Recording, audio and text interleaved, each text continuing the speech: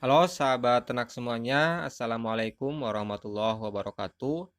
Kembali lagi bersama saya masih di channel IBCD Farm. Nah, pada kesempatan kali ini di dalam video ini masih membahas tentang cara budidaya ikan gurame di kolam plastik.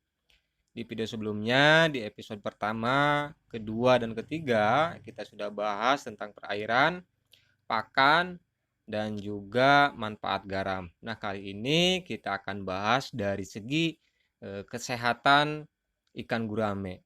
Nah, jadi sahabat ternak semuanya, dalam budidaya ikan tentunya tidak selamanya kita akan merasa bagus atau mulus. Ada kalanya ternak kita itu bisa terserang penyakit, kemudian adanya kematian, pokoknya adanya risiko lah intinya gitu ya, risiko sebagai peternak ikan. Itu tentunya pasti ada, selalu ada. Walaupun peternak tersebut sudah bertahun-tahun di bidang budidaya ikan gurame, tentunya pasti selalu ada yang namanya risiko ya teman-teman.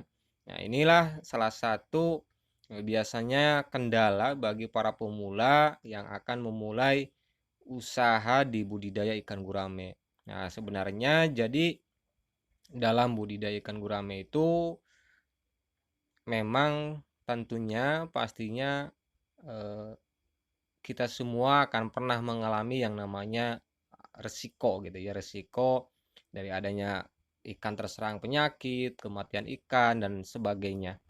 Nah, kemudian bagaimana caranya supaya kita itu di kala waktu benar-benar nanti kita apa namanya ada risiko gitu ya atau ada kegagalan dalam budidaya ikan gurame supaya meminimalkan kerugian kita gitu ya. Apa sih yang harus kita lakukan?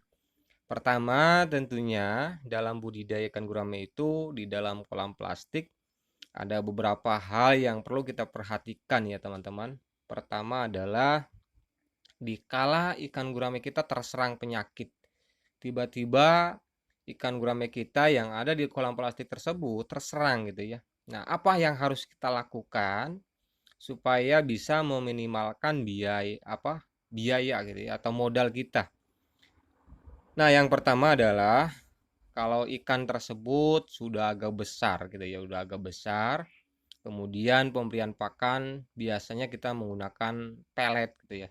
Nah, jadi kalau ikan gurame kita tiba-tiba di dalam kolam itu terkena penyakit, nah yang pertama yang harus kita lakukan adalah pertama kurangi pakan pelet ya.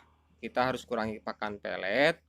Kenapa? Karena tentunya eh, si daya tahan tubuh si ikan tersebut lagi down gitu ya, lagi rendah sehingga mudah terserang penyakit. Jadi yang harus kita lakukan di sini adalah kurangi pakan pabrikan, kalau bisa menggunakan pakan alami. Apa sih pakan alami? Contohnya kalau ikannya sudah pada besar seperti menggunakan dedaunan gitu ya. Kemudian kalau ikannya masih pada kecil-kecil bisa menggunakan cacing sutra, kutu air dan sebagainya. Nah, pakan-pakan tersebutlah yang bisa meningkatkan kembali daya tahan tubuh si ikan tersebut. Tidak jauh berbeda dengan manusia ya. Kalau manusia tubuhnya lagi down daya tahan tubuhnya, tentunya akan mudah terserang penyakit. Nah, untuk mencegahnya tentunya harus meningkatkan si daya tahan tubuh tersebut supaya tidak lebih parah gitu ya. Sama juga dengan ikan. Ikan kalau lagi terserang penyakit, tentunya yang harus kita perhatikan adalah dari daya tahan tubuh ikan tersebut. Kalau daya tahan tubuhnya semakin lemah dan semakin lemah, tentunya akan terjadi kematian yang jumlahnya banyak. Nah, supaya bisa meminimalkan kerugian, tentunya yang harus kita perlukan adalah meningkatkan daya tahan tubuh si ikan tersebut dengan menggunakan pakan-pakan alami, gitu ya. Jadi pertama si ikan puasakan terlebih dahulu dan kemudian ganti dengan ikan alami, pakan alami gitu ya. Kalau ikannya sudah besar sekitar 3 jarian ke atas, itu sudah bisa menggunakan dedaunan ya, seperti daun sente, kemudian daun talas dan sebagainya, atau eh, pakan-pakan alami yang lain ya. Pokoknya yang bukan pakan pabrikan. Nah, itu adalah salah satu cara supaya untuk meningkatkan daya tahan tubuh si ikan gurame tersebut. Dan kemudian kalau ikannya masih kecil-kecil, sebesar biji labu atau biji timun ke atas gitu ya. Nah, itu pakan yang paling terbaik untuk meningkatkan daya tahan tubuh si ikan gurame itu menggunakan pakan alami dari seperti cacing sutra, kutu air. Nah, itu adalah pakan alami yang bisa meningkatkan daya tahan tubuh si ikan tersebut. Nah, jadi kalau ikan gurame kita terserang tiba-tiba, tentunya kita akan bingung ya, bagaimana ini caranya gitu ya, atau cara menyembuhkannya. Setiap hari ada saja yang mati, 1 ekor, 2 ekor, setiap harinya pastinya lama-lama akan habis. Nah, supaya tidak habis atau tidak mati semuanya, tentunya ikan yang masih hidup itu harus cepat-cepat kita berhentikan dari pemberian pakan pabrikan dan diganti menggunakan pakan alami gitu ya. Menggunakan pakan alami. Karena kenyataannya kalau ikan gurame itu dikasih pakan alami-alami itu daya tahan tubuhnya akan lebih kuat dan tidak mudah terserang penyakit, teman-teman. Jadi itu harus kita perhatikan gitu ya. Nah, salah satu untuk mencegahnya yaitu meningkatkan daya tahan tubuhnya dengan pemberian pakan alami seperti dedaunan atau juga eh, cacing sutra bagi ikan gurame yang masih kecil. Nah, itulah salah satu bagaimana cara pencegahan supaya bisa meminimalkan kerugian dikala ikan gurame itu terserang penyakit ya, supaya tidak anjlok, kerugiannya besar. Karena memang ikan gurame ini termasuk ikan yang mahal, jadi modalnya juga akan besar. Kalau kita beli 1.000 ekor yang harganya 1.000-an, tentunya modal kita adalah 1 juta, belum biaya pakan.